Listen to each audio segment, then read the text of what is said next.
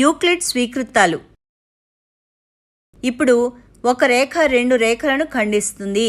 ఈ రెండు రేఖలు సమాంతరమో కాదో నువ్వు చెప్పగలవా? ఇది చాలా సులభం.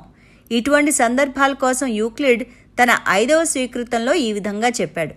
ఒకవైపు అంతరకోణాల మొత్తము 2 లంబకోణాల కంటే తక్కువగా ఉన్నప్పుడు ఆ రేఖలను నిరంతరము పొడిగించగా అవి ఖండించుకుంటాయి.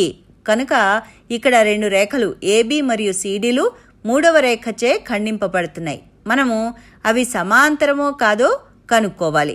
ఇక్కడ చూడండి, కోణం ఏఈఎఫ్ మరియు కోణం ఈఎఫ్సిలు అంతరకోణాలు. ఖండన రేఖలకు ఎడంవైపు గల అంతరకోణాల మొత్తం అంటే యాంగిల్ ఏఈఎఫ్ ప్లస్ యాంగిల్ ఈఎఫ్సి <180 డిగ్రీలు.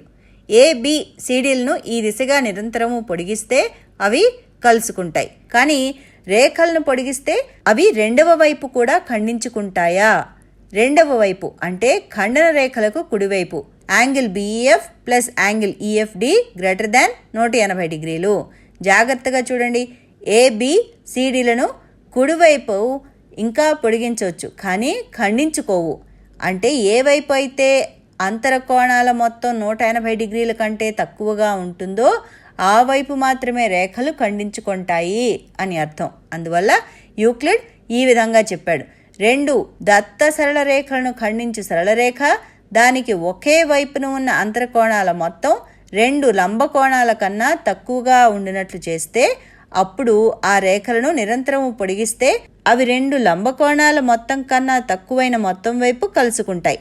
ఇదే యూక్లిడ్ యొక్క 5వ స్వీకృతము.